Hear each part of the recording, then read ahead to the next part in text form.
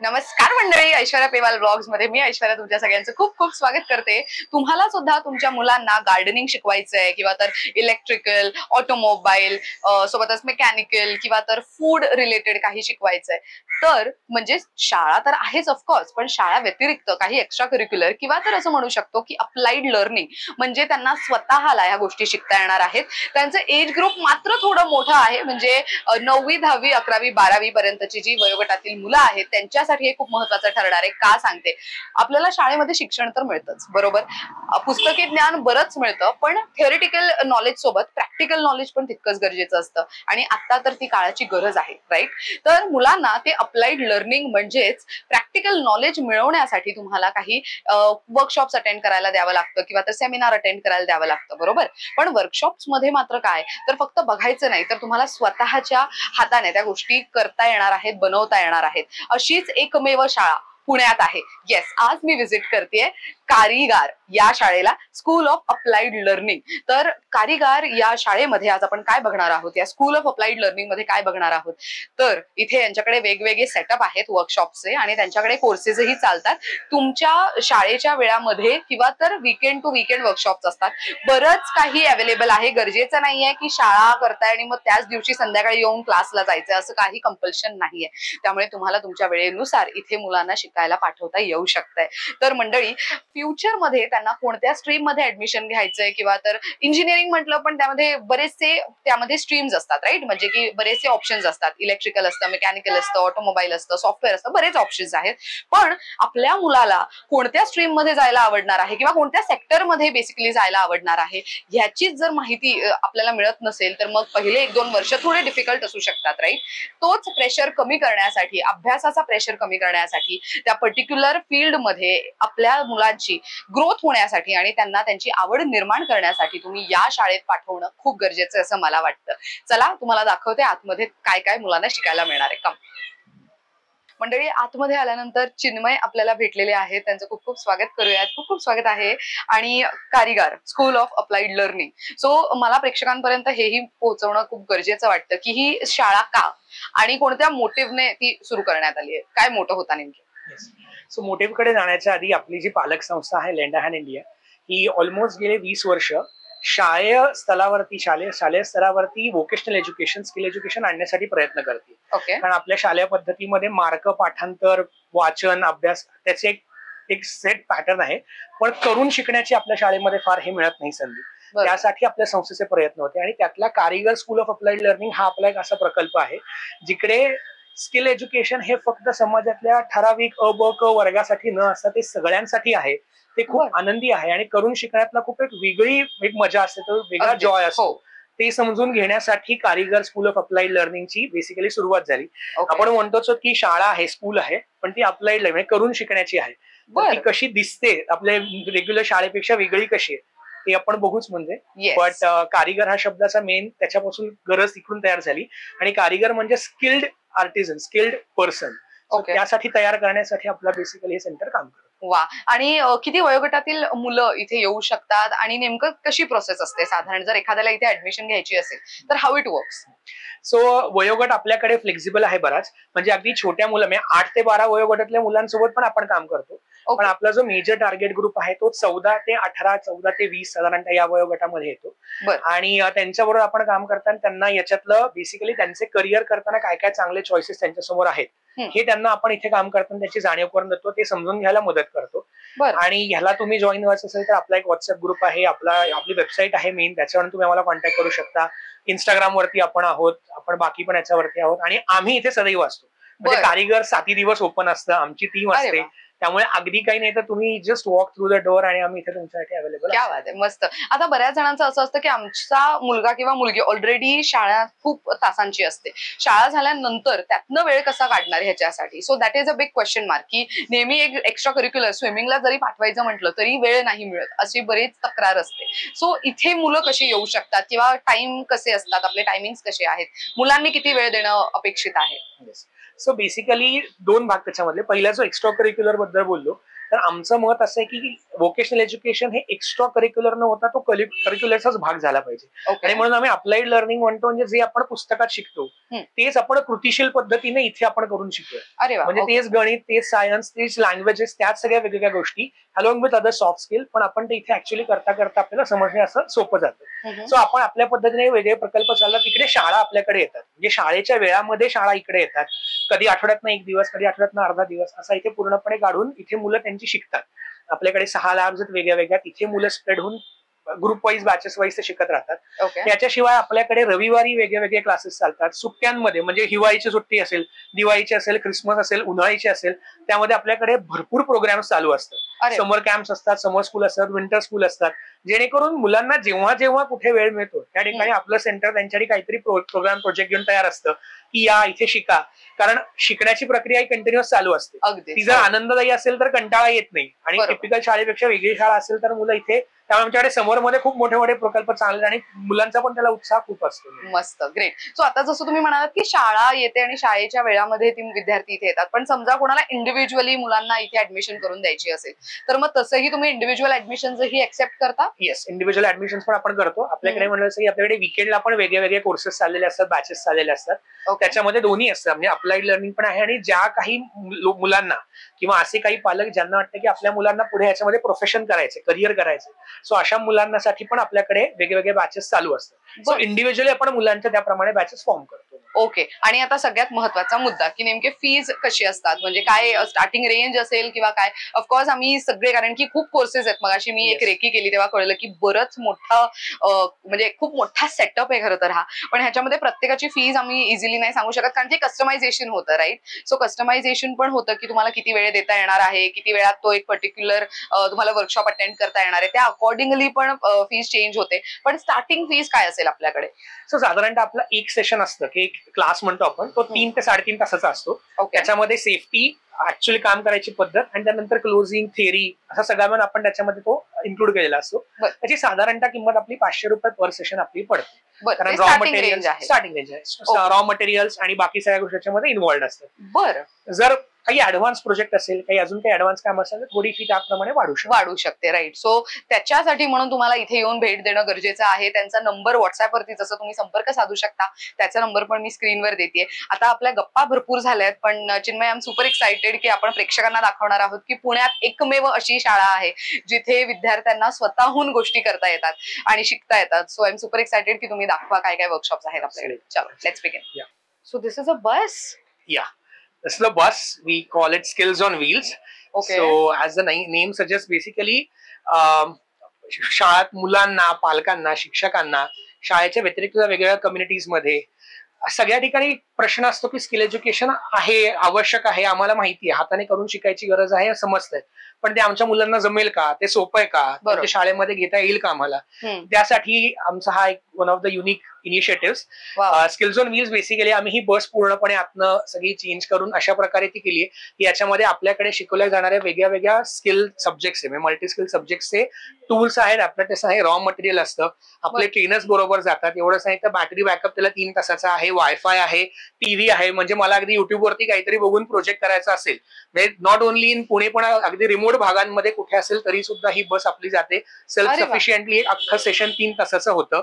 आपले बेंचेस बाहेर येतात, त्याच्यावरती मुलं वेगळे वेगळे प्रकल्प करतात, प्रॉडक्ट्स बनवतात, आणि इन इट सेल्फ बिकम्स की एक लिटमस टेस्ट होऊन जाते की अरे हे आम्हाला किती आवश्यक आहे आणि हे आम्हाला जमणार आहे का, आनंददायी आहे का, महत्वाचं आहे का. मस्त. सो अशा प्रकारे आय थिंक ही बस आपली 18-19 राज्यांमध्ये ही जाऊन आलेली आहे. आणि भरपूर मुलांपर्यंत आपण पोहोचलेलो आहोत. अगदी इंटिरियर पॉकेट्स मध्ये जिथपर्यंत पेनिट्रेशन बऱ्याच वेळेला कमी असतं त्या ठिकाणी सुद्धा अवेअरनेस जनरेशन खूप चांगल्या पद्धतीने बस थ्रू होतो. क्या बात आहे. सो समजा कोणी हा व्हिडिओ बघत असेल आणि त्यांना त्यांच्या सोसायटीमध्ये किंवा त्यांना असं काही ऑर्गनाईज करायचं की लहान मुलांसाठी काही त्यांना ऑर्गनाईज करायचंय, तर मग दिलेल्या नंबरवरती संपर्क साधला तरी नक्की आमच्याकडे गणपतीच्या मध्ये ज्याला सोसायटीचे प्रोग्राम्स असतात, क्रिसमस साठी 26 जानेवारी 15 ऑगस्ट सोसायटीकडे आमच्याकडे रिक्वेस्ट असतात, आम्ही जातो आणि अशा प्रकारे इकडे मुलांसाठी वेगवेगळे सेशन सुद्धा कंडक्ट करतो. क्या बात आहे. तर मंडळी, तुम्ही नक्की स्क्रीनवर दिलेल्या नंबरवरती संपर्क साधा. आणि इथे आतमध्ये ऑलमोस्ट जे काही तुमच्याकडे आता सेटअप आहे ते सगळं काही याच्यामध्ये मध्ये आहे. येस. वा. तर मंडळी ह्याचं मिनी व्हर्जन जर बघायचं असेल तर इथे आहे. सो हे एक छोटा मध्ये त्यांनी करून ठेवलेलं आहे. सो ही अशी पूर्ण ओपन होते. सो छोटा पॅकेट बडा धमाका टाइप्स. हे खूप भारी आहे, खूप कमाल आहे. ग्रेट. आणि इथे काय काय मेन मुलांना काय जास्त शिकायला मिळतं? सो बेसिकली इथे आपण जे काही विषय वेगवेगळे शिकवतो, म्हणजे कार्पेंट्री असेल, इलेक्ट्रिकल असेल, इलेक्ट्रोमेकॅनिकल असेल, फूड प्रोसेसिंग असेल, गार्डनिंग असेल, या सगळ्याचे आपल्याकडे सेटअप रेडी असतात. ते सेटअप आपण बस बरोबर कॅरी करतो. तिकडे मुलांसाठी डिस्प्लेला आणि तिकडे सेशन डिलिव्हरीसाठी आपण करतो. ओके. आता तुम्ही म्हणाल तसं की बेसिकली जो आपल्या मिनी स्किल्स ऑन व्हील्स आहे, म्हणजे छोटी स्किल्स ऑन व्हील्स आहे, ती अशा प्रकारे छोट्या जागेमध्ये जाऊन तिथे सेशन डिलिव्हरीसाठी कामाला येते. ही मोठी बस आहे, ही मोठ्या प्रमाणामध्ये जिकडे थोडा एक 50-60चा क्राऊड आपण अटेंड करू शकतो अशा ठिकाणी मोठी बस जाते. वा, मस्त. हे खूप एक्साइटिंग आहे. तर सरांची माहिती द्या आणि तेच नेमकं हे सगळं गाईड करतात का तेही सांगा. नक्की. सो तुषार म्हणलं असं की स्किल्स ऑन व्हील्स प्रोजेक्टचा खऱ्या अर्थी एक बॅकबोन म्हणावा लागेल. आणि तो वेगवेगळ्या ठिकाणी वेगवेगळ्या टूल्स वरती स्वतः गेलेला आहे. त्याची याच्यामध्ये खूप मास्टरी आहे मुलांबरोबर या प्रकारे कसं सेशन कंडक्ट करायचं. आणि त्याची खूप खासियत म्हणजे तो स्वतः कवी आहे, त्यामुळे त्याची तो वेगवेगळ्या प्रकाराने मुलांबरोबर ती एक स्ट्राईक कॉर्ड करतो. त्याच व्हेरी हो, ते लहान मुलां किंवा त्या वयोगटातील मुलांसोबत आपलं जलप होणं पण फार गरजेचं असतं. Very nice. हे काय आहे नेमकं, थोडीशी माहिती द्या ना ह्याच्याबद्दल. बेसिकली हा प्लॅटफॉर्म एरिया आहे बसचा आणि या प्लॅटफॉर्मवर एरियावरती आपण काय केलंय, 3 प्लॅटफॉर्म डिझाईन केलेले आहे. पहिला प्लॅटफॉर्म जो आहे तो कार्पेंट्रीवर रिलेटेड आहे आणि इलेक्ट्रिकल रिलेटेड आहे. हा दुसरा प्लॅटफॉर्म जो आहे तो इंजिनिअरिंग वर्कशॉप जो राहतो त्याच्यामध्ये वेगवेगळ्या प्रकारची इंजिनिअरिंग शिकवली जाते. ओके. त्यांना दर्शवणारा हा प्लॅटफॉर्म आहे. बरं. तुम्ही पाहू शकता की 4 वेगवेगळ्या प्रकारच्या मशिनरीज आहेत. ही जी मशीन आहे ही छोटी कॉम्पॅक्ट व्हर्जन आहे लेथ मशीनचं. लेथ मशीन पाहायला गेलं तर खूप मोठी लेथ मशीन असते. आपली जे 3 व्हीलर बाईक असते, गाडी वगैरे असते, तर तेवढी मोठी लेथ मशीन असते. पण त्याचं एक कॉम्पॅक्ट व्हर्जन आपण त्याचं एक एक्सपोजर विद्यार्थ्यांना कशा पद्धतीने देऊ शकतो आणि त्याचा वापर कशासाठी केला जातो आणि हे टूल्स आहे त्याच्यामध्ये वेगवेगळ्या प्रकारचे टूल्स वापरले जातात. तर ह्याची एक खासियत आहे की हा जो टूल्स आहे हा कर्विंग करण्यासाठी वापरला जातो. हा टूल्स डिवायडिंग साठी वापरला जातो आणि हा टूल्स जे आपल्याला एका लाईन मध्ये आपल्याला लाकडावरती गोल लाकडीवरती लाईन करायची त्याच्यासाठी वापरला जातो. बापरे, हे सगळं शिकायला मिळतं आणि इथे हे सगळं मला पहिल्यांदा शिकायला मिळतं. आणि ही मशीन वापरण्यासाठी सर्वप्रथम आपण आपली काळजी घ्यायची. त्यासाठी सेफ्टी टूल्स जे आहे त्याच्यामध्ये गॉगल वापरणं गरजेचं आहे. त्याच्यामध्ये आपण मास्क पण वापरतो जेणेकरून त्याचा जो हे आहे जो भाग आहे तो आपल्या ह्याच्यामध्ये वगैरे जाऊ नये, नाकामध्ये वगैरे. तर सेफ्टीमध्ये आपण गॉगल वापरलाय, हँड ग्लोव्ह पण वापरतो. पण ज्यावेळेस आपण इनिशियल लेवलला एखाद्याला एक्सपोजर देतो त्या मशीनचं तर ते शक्यता असते की त्याचा हँड ग्लोव्ह त्याच्यामध्ये अडकण्याची. त्यासाठी आपण डायरेक्टली हँड ग्लोव्ह वगैरे देत नाही. ओके. एक्सपर्टीज आली, अनुभव आला, त्याच्यानंतर आपण हँड ग्लोव्ह वरती काम करतो. हे टूल्स आपण घेतोय. हे टूल्स कशा पद्धतीने काम करते आपण पाहूया. हे सगळे स्किल्स तुमच्या मुलांना सुद्धा शिकता येऊ शकतात आणि महत्वाचं सगळे सेफ्टी प्रिकॉशन्स घेऊन हे सगळं शिकवलं जातंय. What else is required. त्या कॅरमच्या सोंगट्या किंवा चेसचे पीसेस असतात ते त्याच्यावरती या मशीनवरती बेसिकली बनतात मोठ्या ह्याच्यामध्ये. अरे वा. म्हणजे मुलांना लगेचच समोर बनवता येतं. सही, मस्त. बरेच टूल्स आहेत इकडे खरं तर आणि बरेच कामी येणार आहे. आणि मेन जसं मी म्हणाले की सेफ्टी प्रिकॉशन्स लक्षात घेऊन हे सगळं शिकवलं जातंय, ते खूप महत्वाचं आहे. सही. आणि हे गार्डनिंगचं आहे का? हे गार्डनिंगचे एक मॉडेल आहे. ओके. व्हर्टिकल गार्डनचं मॉडेल आहे. व्हर्टिकल गार्डनिंगचं. ओके. आपण याची प्रोग्रामिंग अशा पद्धतीने केले की जे रिसायकलिंग प्रोसेस राहते. Recycling process. ओके. पूर्ण पाण्याचा पुनर्वापर आपण याच्यामधून करू शकतो. असं कम्प्लीट मॉडेल आहे. अच्छा, पाण्यालाच तुम्ही परत रियूज करू शकता, रिसायकलिंग करू शकता. ओके. नवीन एज्युकेशन पॉलिसी जी आहे त्याच्यामध्ये जो नवीन एक सेक्शन इंट्रोड्यूस केलेला आहे मेकॅट्रॉनिक्स. तर त्या संदर्भामध्ये आम्ही हे ऍग्रिकल्चर जे सेक्शन आहे त्याला एक इंटिग्रेशन मॉडेल याचं बनवलेलं आहे. ज्याला आपण म्हणतो vertical gardening. Vertical gardening generally मेट्रोचे जे पिलर्स असतात त्याच्यामध्ये आपण पुण्यामध्ये पाहिलेलं आहे की त्याच्यामध्ये हे अशा प्रकारची गार्डनिंग असते किंवा मोठमोठ्या कंपन्या ज्या असतात त्याचा डिझायनिंग मध्ये अशा पद्धतीचा वापर केला जातो. तर तोच मॉडेल आपण याच्यामध्ये रेप्लिकेट केलेला आहे. आणि याच्यामध्ये सगळ्यात खासियत याची ही आहे की याला आपण सौर एनर्जी जी आहे आपली सोलर एनर्जी, ते सौर ऊर्जाचा आपण वापर याच्यामध्ये करतो, जेणेकरून पाणी खिचण्यासाठी, त्या झाडांपर्यंत पोहोचण्यासाठी, आणि त्याचं जे वेस्टेज पाणी आहे ते देखील कसं युटिलाइज आपण करू शकतो किंवा त्याचं रिसायकलिंग कसं करू शकतो. म्हणजे वॉटरचं रिसायकलिंग त्याचे वापरले गेलेलं. बरं, बकेट जर आपण पाणी भरून ठेवलं तर ते पूर्ण त्याचं प्युरिफिकेशन किंवा त्याचं जे रिसायकलिंग आहे ते त्या ठिकाणी कम्प्लीट होतं. अरे वा, रिसायकलिंगची जी पूर्ण चेन आहे, चेन त्या ठिकाणी कम्प्लीट व्हायला मदत होते. बरं, त्याच्यामध्ये आणखी एक आपण काय केलेलं आहे, इंट्रोड्यूस केलेलं आहे सेन्सर. आता इथं ड्राय सेन्सर आणि वेट सेन्सर आपण ह्याच्यामध्ये ठेवलेलं आहे. तर हे कुंडीमध्ये जर आता इथं कोणत्याही एखाद्या ह्युमन रिसोर्सची आवश्यकता लागत नाही. ओके, आता आपण ते प्रोग्राम मध्ये, सिस्टम मध्ये त्याला आपण ऑपरेट केलं किंवा त्या पद्धतीने डिझाईन केलं, तर हे सेन्सर आपण कुंड्यांमध्ये टाकून जर ही कुंडी ड्राय झाली, त्याची माती वगैरे ड्राय झाली, तर हे सेन्स करतं सिस्टमला आणि आपोआप स्विच ऑन होतो आणि हे पाणी परत सुरू होतं. अरे वा, आणि ह्याच्यात ड्राय झाल्याच्या नंतर हे सिस्टम होते. आणि समजा ते वेट झालं, ओलं झालं आणि जास्त फ्लो झाला पाण्याचा, तर ते लगेच इंडिकेट करतं की पाणी जास्त झाले, त्याचं प्रमाण, त्याला तुम्ही बंद करायला पाहिजे. तर हे सिस्टम आपण त्याच्यामध्ये इनकॉर्पोरेट केलेलं आहे.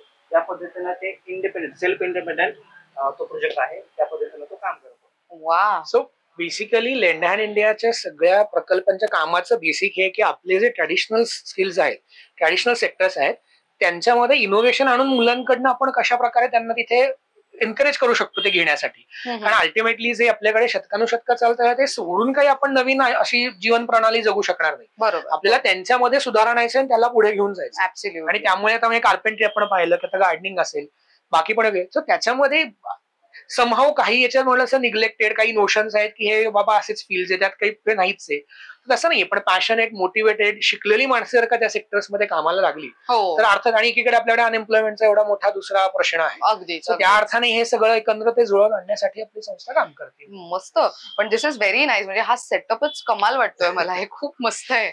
सही. आणि स्पेशलायझेशन विथ इंटर्नशिप, सो आपल्याकडे इंटर्नशिप्स पण होतात का? हा, सो इंटर्नशिप हा आपला एक, आपण 11th आणि 12th साठी आपण एक प्रोग्राम हे करतो, ऍडव्होकेट करतो. ओके, बेसिकली काय इंटर्नशिप म्हणजे की जे कामाची दुनिया आहे त्याचा आपण अनुभव घेऊयात. परंतु आपल्याकडे शिक्षणाच्यात कसं होतं की शिका शिका शिका शिका आणि एकदम जॉबला गेल्यानंतर अरे मला यातलं येतच नाहीये, मला हे जमतच नाहीये. बरोबर. त्यापेक्षा आपले ज्याला डिसिजन होत असतात करिअरचे, म्हणजे आपल्याकडे आता जो 11वी 12वी किंवा 10+2चा जो टाइम असतो, त्यामध्ये तुम्हाला जो विषय आवडतोय त्याच्यामध्ये सगळ्यात lowest of the lowest enterprise मध्ये जाऊन काम करा. मला बेकिंग करायचं खूप मोठ्या ह्याच्यामध्ये, पण मी जाऊन मिठाईवाल्याच्याकडे जर का आधी 80 तास 100 तास जर काम करू शकलो तर मला अंदाज येतो की बाबा किती काय काय गोष्टी याच्यामध्ये इन्व्हॉल्व आहेत आणि ज्या मला आता अँटिसिपेट होत नाहीयेत, ते चॅलेंजेस पण काय काय पुढे जाऊन असू शकतात, which help students prepare themselves properly. किंवा मी कुठे शिकायचं, म्हणजे कुठल्या प्रकारचं शिक्षण आहे, डिग्री कुठली आहे, स्ट्रीम कुठला आहे, कॉलेज कुठला आहे, ते माझ्या घराजवळच आहे का नाही, ते मला पुढे काय करिअर ऑपॉर्च्युनिटीज देणार आहे, या सगळ्यासाठी आपण इंटर्नशिप मुलांना ऍडव्होकेट करतो. आणि आपलं विजन पण आहे की 2030 पर्यंत सगळ्या देशातल्या कॉलेजेसमध्ये इंटर्नशिप हा प्रोजेक्ट एक अकॅडमिक प्रोजेक्ट म्हणून असावा. त्या दृष्टीने आपली टीम एक पूर्ण अख्खी टीम काम पण करते. सुंदर, मस्त आहे. सही. सो अजून पुढे जाऊयात, बराच मोठा सेटअप आहे बॅक साईडला. Thank you so much sir, thank you. So आता इथे नेमकं काय काय आपल्याला शिकायला मिळेल? सो मी म्हणलं जसं कारिगर मध्ये आपल्याकडे 6 लॅब्स आहेत आणि आपण स्कूल ऑफ अप्लाइड लर्निंग म्हणतो, त्यामुळे आपल्याकडे थोडी वेगळ्या प्रकारचं शाळेचं सेटअप आहे. त्यातली ही पूर्णपणे इंजिनिअरिंग लॅब आहे. इंजिनिअरिंग लॅब मध्ये आपल्याकडे वेगवेगळे सेक्शन्स आहेत. त्यातला हा कार्पेंट्री सेक्शन, इकडे वेल्डिंग फॅब्रिकेशन, पुढे एक ऑटोमोबाईल आणि मशिनिंग, असे 4 आपल्याकडे आता एक्झिस्टिंग सेक्शन्स आहेत. सो कार्पेंट्री म्हणजे जरी आपण म्हणलं असं की लाकूड काम, तरी पण त्याच्यामध्ये इनोव्हेटिव्हली कशा प्रकारे काम करतात आणि आपल्या अकॅडमिक कॉन्सेप्ट कशा मर्ज होतात हे आपण करतो. म्हणजे अगदी सिंपल, म्हणजे आता आपल्याकडे दिवाळी नंतरचा 1 आठवडा मुलांनी काय करावं, तर घरी बसून काहीतरी टाइमपास करण्यापेक्षा इथे आपण एक विंटर स्कूल नावाचा प्रकल्प केला. त्यामध्ये 4 दिवस मुलं आपल्याकडे आली, त्यांनी एकेका लॅबमध्ये 4 दिवस काहीतरी शिकण्यामध्ये घालवले आणि आपल्या अकॅडमिक कॉन्सेप्ट वर काहीतरी प्रोजेक्ट बनवले. सो हा पायथागोरस थेरम प्रूव्ह करणारा प्रोजेक्ट त्यांनी बनवला. याच्यामध्ये लाकूड काम आणि साबुदाणा 2 हे वापरून हायपोटेन्यूस आणि याचा बरोबर एरिया तो एकमेकांच्यात कव्हर होतो, अशा प्रकारे ते प्रूफ त्यांनी. अरे वा. सो असे वेगवेगळे अकॅडमिक प्रोजेक्ट आपण बेसिकली मुलं आपल्या इथे करतात. आणि आपल्याकडे सगळं टूल्स सामान सगळं बाहेर असतं. जनरली शाळांमध्ये लॅब म्हणल्यानंतर ती लॉक्ड असते, त्याची किल्ली कोणाला असते, परमिशन काढायला लागते, कोणीतरी सुपरविजन करतं. सो आपले ट्रेनर्स, आपले टीचर्स यांना इथे सपोर्ट करतात, फॅसिलिटेट करतात. पण मुलं सेल्फ मोटिवेशन देऊन काम करतात, वेगवेगळे प्रोजेक्ट्स बनवतात, वेगवेगळे प्रॉडक्ट्स बनवतात आणि एक सेल्फ डिस्कव्हरीची प्रोसेस होते. सो कार्पेंट्री सारखंच मग वेल्डिंग फॅब्रिकेशन. सो फॅब्रिकेशन लहान मुलांसाठी थोडंसं वयाने हे होतं म्हणून आपण असे सेफ्टी बेंचेस बनवलेत की मुलं या बाजूला थांबतात, ट्रेनर पलीकडे काम करत असतात, शिकवतात. पण बेसिक वेल्डिंग म्हणजे काय, त्याच्यामधली केमिस्ट्री कशी एकमेकांच्या इन्व्हॉल्ड आहे बेसिकली, हे आपण मुलांना व्यवस्थितपणे इथे सगळं शिकवतो. ओके, सही. आणि इक्विपमेंट्स वगैरे खूप सुंदर आहेत, सगळे ठेवलेत, मस्त वाटतं. आपल्याकडे म्हणलं असं की सेफ्टी पहिल्यांदा, त्यानंतर प्रत्येकाला काम करायला इंडिव्हिज्युअल स्पेस, आणि मग तिकडे मुलांनी काम करण्याला त्यांना पूर्णपणे मुभा. म्हणजे यात चुका करणं पण आवश्यक आहे. चुका करणं हा शिक्षणाचा खूप आवश्यक भाग आहे. आणि बऱ्याच वेळेला शाळेच्या किंवा सेटअप मध्ये चुका करणाऱ्या मुलांना आपण नावं ठेवतो. आम्ही इकडे चुका सेलिब्रेट करतो, एनकरेज करतो की या आणि चुकण्याशिवाय शिक्षण होणार नाही, म्हणजे अशा सही. अरे वा, बाईक्स. अच्छा, हे ऑटोमोबाईल सेक्शन आहे. येस, ऑटोमोबाईल सेक्शन मध्ये आपल्याकडे अगदी सायकल आपली रिपेअर कशी करायची, पंक्चर कसं काढायचं, याच्यापासून ते gear non gear two wheelers आपण पूर्णपणे शिकवतो. ओके. याच्यामध्ये अगदी पुढे म्हणजे ज्यांना एम्प्लॉयमेंट घ्यायची त्यांच्यासाठी आपल्याकडे गव्हर्नमेंट सर्टिफिकेटचा पण कोर्स आहे. बरं. आणि मुलं तो इथे शिकतात, आपल्या बरोबर काम करतात, इंटर्नशिप्स करतात. गमतीचा भाग म्हणजे ह्याच्यामध्ये मुलींनी लीड घेऊन शिकण्याचं प्रमाण खूप आहे. अरे वा. जनरली असं होतं की मेकॅनिक किंवा हे मुलांचंच काम, मुलांचं. हो, तो काय जेंडर म्हणतो म्हणून आपोआप तो सगळा तुटून जातो. मुली आपण हा विषय निवडतात शिकण्यासाठी. मस्त. सो सायकल आहे, नॉन गिअर आणि गिअर. मस्त, सही, खूप छान, मस्त मोठा सेटअप आहे. अजून बराच सेटअप बघायचा आहे. नेक्स्ट आपण काय बघतोय? आपण पुढे इलेक्ट्रिकल लॅब मध्ये जाऊया. ओके. सो आता आपण इलेक्ट्रिकल लॅब बघतोय आणि प्रत्येक लॅबच्या बाहेर तुम्हाला बोर्ड लावलेले दिसतील की ती लॅब कशाची आहे. ग्रेट. तर ह्याच्यामध्ये आपल्याला काय काय शिकायला मिळतं? सो इलेक्ट्रिकल लॅब मध्ये बेसिकली आपल्याला इंटिरियर होम वायरिंग आणि house hold repairing. So Chinmay, मला एक विचारायचं आहे की इथे आता इलेक्ट्रिकल लॅब आहे, राईट? सो ह्याच्यामध्ये वयोगटाची जाम मर्यादा पण असू शकते. सो इथे कोणकोणते वयोगटातील लोक येऊन शिकू शकतात? सो छोट्या मुलांसाठी आपण डीसी बॅटरी वरती करतो, डायरेक्ट करंट वरती, ज्याचे काही फार रिस्क नसते. जी मोठी मुलं आहेत त्यांना आपण अल्टरनेट करंटला हळूहळू आपण त्यांना एक्सपोज करतो. आणि जे त्याच्यापेक्षा मोठी मुलं आहेत, म्हणजे साधारणतः 18 वर्षाच्या पुढची, ज्यांना एम्प्लॉयमेंट मध्ये आता जायचं, त्यांच्यासाठी आपल्याकडे इथे सुद्धा गव्हर्नमेंट सर्टिफिकेशनचा कोर्स आहे, महाराष्ट्र स्टेट गव्हर्नमेंटचा. आणि त्याच्या थ्रू मुलांना आपण पुढे एम्प्लॉयमेंट, स्वतःचा काही ना काहीतरी उद्योग सुरू करण्यासाठी आपण तयार करतो. अच्छा, म्हणजे सर्टिफिकेशन कोर्स पण अवेलेबल आहे. ग्रेट.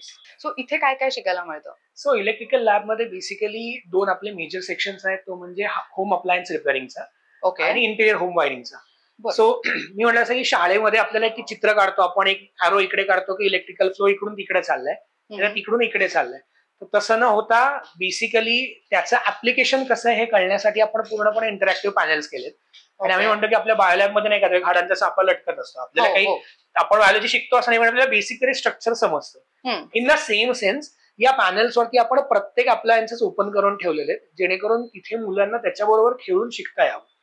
ते जे आपण काही इंटरॅक्टिव्ह म्हणतो, प्लेफुल लर्निंग म्हणतो, ते ऍक्च्युअली तिकडनं सुरुवात होते. आणि त्याच्यातला जो डिमिस्टिफाईंगचा एलिमेंट आहे की ते काहीतरी बाबा असतं, पण झाला का आता पालक म्हणतात अरे हात लावू नको, तुटेल.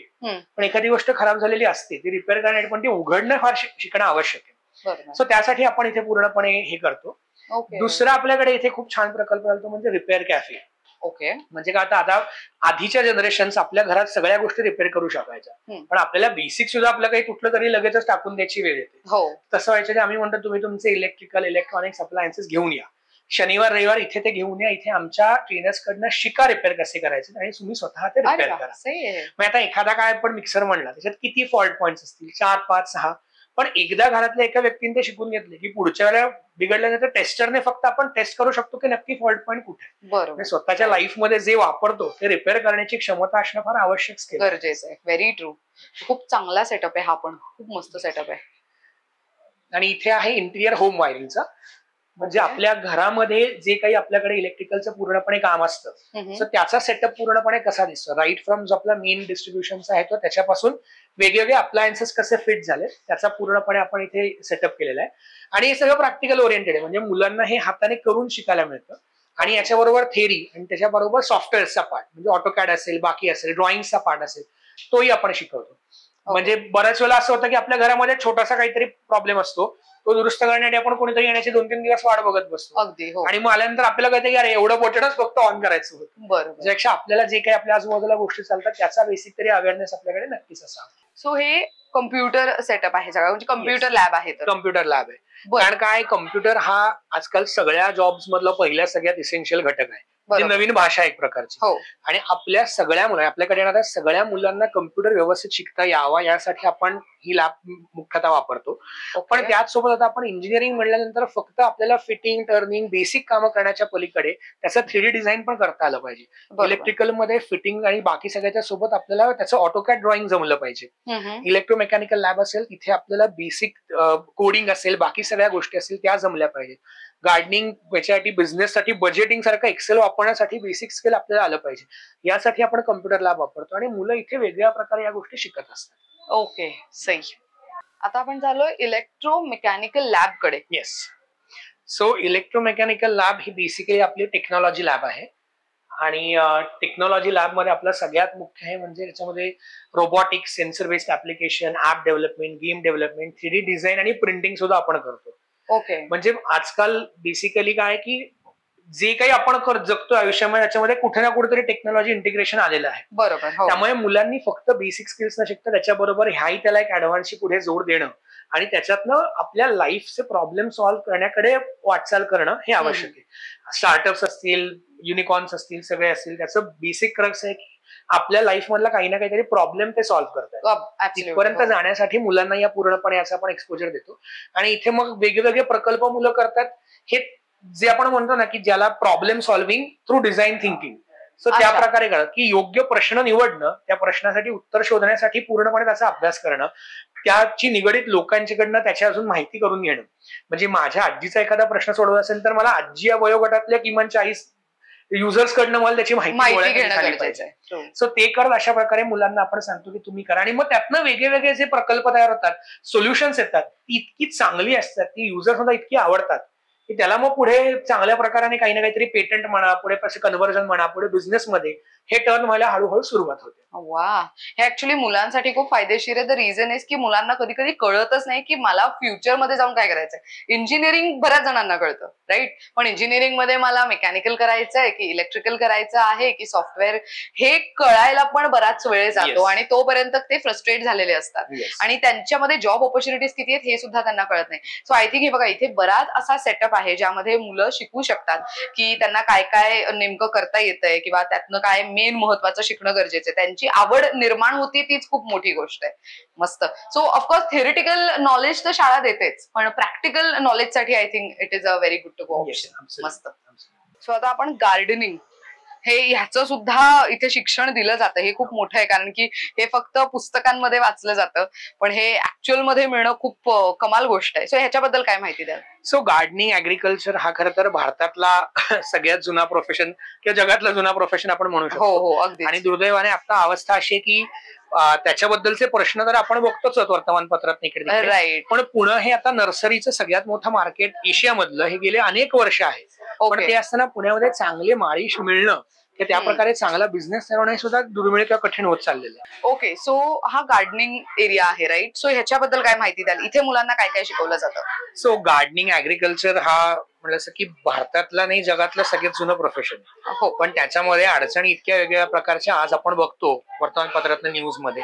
सो त्याला आपण काउंटर करण्यासाठी आपण काय करू शकतो, तर मुलांना बेसिक याची जाणीव देणं की आपलं अन्न कुठे उगवतं, त्याची कला काय आहे आणि त्याची नवीन नवीन आजकालची माध्यमं काय आहे. म्हणजे थोडासा चांगला आणि वाईट दोन्ही अर्थाने, पण पुणे हे एशियामधलं नर्सरीचं बिगेस्ट मार्केट ऑलमोस्ट मागचं 40-50 वर्षभर आहे.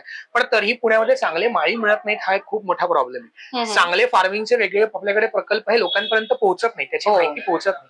तर त्या दृष्टीने मुलांना शालेय वयामध्ये समजून घेणं, आणि मला काही आयुष्यात जमत नाही किंवा अडचण आहे, कंपल्शन आहे म्हणून मी शेती करतो, याऐवजी मला आवड आहे म्हणून मी त्याच्यामध्ये शिक्षण घेतो आणि मी शेती करतो, अशा प्रकारे आपल्याकडे लोक जेव्हा तयार होतील त्यावेळेला त्या सेक्टर मधले प्रॉब्लेम्स आपोआप सॉल्व्ह व्हायला. राईट. सो त्याने ह्या वयामध्येच आपण मुलांबरोबर त्याचं काम करायला सुरुवात करतो. वा, सो प्लांट्स, गार्डनिंग, सगळ्या गोष्टी, फर्टिलायझर कसं बनवायचं, सगळं ऑर्गॅनिक पद्धतीने, आणि बेसिक म्हणजे अगदी घरातली तुळस कशी जगवायची याच्यापासून सुरुवात करून लँडस्केपिंग पाशी डिझायनिंग सारख्या फील्ड मध्ये याला काय काय स्कोप आहे तो पण आपण. अरे वा, सही, मस्त. सो हा पण एक खूप सुंदर सेक्टर आहे ऍक्च्युली करिअरचा. हे इथून मुलांना कळू शकते आणि पालकांना सुद्धा कळू शकते. आजकाल बेसिकली आता आपण किचन वेस्ट म्हणतो, बाकी म्हणतो, त्याच्या रिसायकलिंग वरती खूप काय काय चाललेलं आहे. भरपूर सोसायटीज प्रयत्न करतात पण ते मेंटेन होत नाही, काही होत नाही. सो मुलांसाठी आपण तसे पण वेगवेगळे वर्कशॉप्स करतो की इथे आणि किचन वेस्ट कशी आपण एक करतो ते समजून घ्या. तुम्हाला घरच्या घरी जरी तुमचं बेसिक मॅनेजमेंट जमायला लागलं तरी त्या विषयाबद्दलचं आपल्याला अवेअरनेस होतो आणि पुढे जाऊन काय काय करता याचा ऍटलीस्ट विचार तरी मुलांच्या मनात सुरू होतो. सो फूड लॅब आपल्याकडे 2 वेगळ्या वेगळ्या सेक्शन्स मध्ये आहे. त्यातला हा बेकिंग सेक्शन, तिथे आपण बेकरीचे सगळे आयटम शिकवतो. बेकिंग हे is an art basically. So त्याच्यामध्ये कसं अगदी पाव आणि ब्रेड स्वतःच बनवण्यापासून ते कॉम्प्लेक्स केक्स असतील, pastries, cookies, chocolates, cream roll, toast, खारी सगळं शिकवतो. पण द बेटर पार्ट इज की त्याच्याबरोबर त्याला मार्केट कसं करा, सेल कसं करा हे पण आपण मुलांना हळूहळू तयार करतो. कारण शेवटी एखादा अन्न पदार्थ स्वतःसाठी बनवणं आणि तो दुसऱ्यांना विकण्यासाठी बनवणं याच्यामधला तोही इक्वली इसेन्शियल पार्ट येतो. त्यामुळे आपल्याकडे इथे आलेल्या भरपूर मुलांनी त्यांचे छोटे छोटे मेनू कार्ड बनवून त्यांच्या ओळखीपाळखीमध्ये काही ना काहीतरी घालायला सुरुवात केली. आणि त्यानुसार मग आपल्या ट्रेनर्सना सपोर्ट पण करतात की मग तुम्हाला जर का ते मॅन्युफॅक्चर करायचं असेल थोड्या मोठ्या स्केलवरती तर मग इथे आपण क्लाउड किचन सारखा सपोर्ट पण त्यांना येतो की या फॅसिलिटी युज करा, बनवा, शिका, त्यातनं पुढे सरका. सही. सो हे बेकिंगचं आहे. आणि याच्यामध्ये गंमत म्हणजे आपल्याकडे अगदी 8-9 वर्षाची मुलं पण शिकतात, आपल्याकडे मोठी लोक पण शिकतात, मोठे कोर्सेस पण करतात. म्हणजे पूर्णपणे 1 महिन्याचा बेकिंगचा कोर्स करून स्वतःचा काही ना काहीतरी सेटअप सुरू करून त्याच्यातनं 2-3 मल्टिपल बेकरीज पर्यंत गेलेले आपल्याकडे लोक आहेत, अडल्ट्स आहेत. Popular is in all categories. Absolutely सही. सो हे बेकिंग. आणि दुसरा सेक्शन कोणता? दुसरा फूड प्रोडक्शनचा आहे. येस. आणि हा फूड प्रोडक्शनचा सेक्शन. सो मुळामध्ये आपल्याकडे आता काय होतं, मुलांची आजकालची संकल्पना जेवण म्हणजे आई ताटावर वाढते ते किंवा झोमॅटो स्विगीवाला जे आणून देतो ते, त्याच्या पलीकडे जाऊन स्वतःचा जेवण कसं बनवायचं, बॅलन्स डाएट, न्यूट्रिशन काय असतं आणि माझ्या शरीराला काय आवश्यक आहे याच्यापासून आपण सुरुवात करतो. अगदी भाकरी भाजी मुलं इथून बनवतात जे कधी घरी पण बनवत नाही, पण इकडे एकत्र छान बनवतात. त्याच्यासोबत आपण त्यांना अजून छान मोमोज, हेल्दी पिझ्झा ते कसं बनवायचं, त्याच्यामध्ये काय काय न्यूट्रिशन्स असतात, त्याचे रेशो प्रपोर्शन कसे असतात, या सगळ्या गोष्टी आपण शिकवतो. आणि त्याच्या पलीकडे जाऊन फूड टेक्नॉलॉजी म्हणजे करिअरमध्ये काय काय ऑपॉर्च्युनिटीज आहे त्याच्यामध्ये आपण मुलांबरोबर त्यामध्ये काम करतो. कारण फूड म्हणजे फक्त एक अन्न बनवणं आणि विकणं, याच्या पलीकडे सुद्धा याच्यामध्ये भरपूर करिअर ऑप्शन्स आहेत. आणि भारतासारख्या कॉम्प्लेक्स देशामध्ये जितक्या प्रकारच्या गोष्टी उगवतात, विकतात, त्यांना त्या मार्केटपर्यंत पोहोचवण्यामध्ये खूप एम्प्लॉयमेंट ऑपॉर्च्युनिटीज आहेत. सो त्या सगळ्या याच्यामध्ये आपण मुलांना बेसिकली त्यासाठी प्रिपेअर करतो. सही. म्हणजे मुलांमध्ये जेवण बनवण्याची आवड निर्माण करणं. ऍब्सोल्युटली. कमाल. आणि जेवण बनवण्याच्या सोबतच नंतर सगळं स्वच्छपणे आवरून ठेवण्याची सुद्धा सवय. अरे वा. कारण ती आपल्याकडे बऱ्याच वेळेला कमी असते, मागे पसारा पडून राहतो. मुलं तेही व्यवस्थित सगळं अगदी ते मी बघते सगळं क्लीन करून ठेवलंय व्यवस्थित. तर मंडळी, आपण बघितलं की कारीगर या स्कूल ऑफ अप्लाइड लर्निंग मध्ये आल्यानंतर तुमच्या मुलांना काय काय इथे शिकायला मिळणार आहे. खरं तर पुस्तकी ज्ञान महत्वाचं असतं, नो डाऊट, पण सोबतच आपल्याला ते सगळं करता येणं, म्हणजे आपण म्हणतो ना एखाद्या गोष्टीचं थॉट येणं आणि ते एक्झिक्यूट करणं, यात जमीन आसमानाचा फरक असतो. आणि माझ्या मते त्या मुलांना इथे सॉल्व्ह करण्याची संधी नक्की मिळेल. बरं, माझा आता महत्वाचा असा प्रश्न आहे, मला आउट ऑफ क्युरिओसिटी विचारायचं वाटतंय की आपलं नंबर किती असेल, म्हणजे आपला एक तो डेटाबेस असतो ना की किती मुलं आजपर्यंत इथे शिकून गेली आहेत, किंवा तो एक डेटाबेस नंबर काय असेल आपला? सो आपल्याकडे म्हणजे अगदी छोट्या वयापासून मोठ्या माणसांपर्यंत या वर्षात म्हणजे 2024 मध्ये जानेवारीपासून आतापर्यंत पाहिलं तर साधारणतः 11,000च्या वरती लोक येऊन शिकून गेलेली आहेत. 11,000? हो, 11,000च्या वरती. वाव. आणि आपण त्याला 3 तासाचं स्टँडर्ड सेशन म्हणतो. किमान एक सेशन अटेंड केलेल्यांची संख्या 11,000 आहे. त्यातले आपल्याकडे जवळजवळ 4,500 पेक्षा जास्त रिपीट लर्नर्स आहेत. ओके. ही लोक परत परत येऊन शिकून गेलेली आहेत. वाव. सो अशा प्रकारे आपल्याकडे काम भरपूर चालतं. आपण जवळपास आता 150 ऑर्गनायझेशन बरोबर, मग शाळा आहेत, एनजीओ आहेत, बाकी काही संस्था यांच्यावर आपण कनेक्टेड आहोत आणि आपलं काम असं हळूहळू वाढत चाललेलं आहे. सुंदर, खूप कमाल कॉन्सेप्ट आहे खरं तर हा. आणि थँक्यू सो मच चिन्मय, इतकी छान माहिती दिली. आणि ऑफकोर्स नंबर मी स्क्रीनवर देणार आहे, तुम्ही संपर्क साधू शकता. तुमच्या मुलांना तुम्हाला कोणत्या कोर्ससाठी इथे पाठवायचं आहे किंवा तर वर्कशॉप कोणते तुम्हाला अटेंड करायचे हे सगळं काही तुम्ही त्यांना संपर्क साधल्यानंतर त्यांची टीम नक्कीच तुम्हाला गाईड करेलच. शिवाय तुम्हाला शाळेत यायचं असेल, म्हणजे व्हिजिट द्यायचं असेल कारीगरला, तर कुठे येऊ शकता? आता मी आहोत शिवाजीनगर गोखले नगर मध्ये, राईट? तर गोखले नगर मध्ये JW हॉटेल आहे, JW मॅरियट हा 5 स्टार हॉटेल आहे, याच्या अगदीच मागची लेन आहे. मागच्या लेन मध्ये आल्यानंतर इथे अक्षरनंदन शाळा, येस. सो अक्षरनंदन शाळा आहे, त्याच्या अगदी अपोजिट साईडलाच तुम्हाला कारीगरची स्कूल बघायला मिळणार आहे. शिवाय तुम्ही गुगल मॅप्स वर जर सर्च केलं कारीगर स्कूल ऑफ अप्लाइड लर्निंग तरी सुद्धा इझिली यांचं पुण्यातलं लोकेशन तुम्हाला सापडूच शकतंय. मंडळी तुम्ही सुद्धा नक्की या, तुमच्या फॅमिली सोबत सुद्धा तुम्ही इथे व्हिजिटला येऊ शकता. किंवा तर तिथे मी बघितलं की बर्थडे सेलिब्रेशन पण इथे होतं, राईट? सो तो कॉन्सेप्ट काय बर्थडे सेलिब्रेशनचा, तो एक मला एक प्रश्न विचारायचा राहिला होता. सो बर्थडे आता आपण आता कसं सेलिब्रेट करतो, एक तर मॉलला जा, सिनेमा बघा, काहीतरी हे करा ते करा, त्याच्यापेक्षा इथे या, मुलांनी छानपणे मस्ती करा, शिका, कप केक्स बनवा, त्याच्यावरती फ्रॉस्टिंग करा, किचन्स बनवा स्वतःच्या नावाची, आणि then let us celebrate the birthday. So मग आपल्याकडे वीकेंड्सला अशा प्रकारे मग बर्थडे सेलिब्रेशन पण चालतात. क्या बात आहे. तर मंडळी तुम्हाला तुमच्या मुलांचं युनिक स्टाईलने बर्थडे सेलिब्रेट करून हवं असेल तर त्याच्यासाठी सुद्धा तुम्ही इथे येऊ शकता. अशा पद्धतीने this video comes to an end. आजची माहिती कशी वाटली कमेंट करून नक्की सांगा. Thank you so much for watching.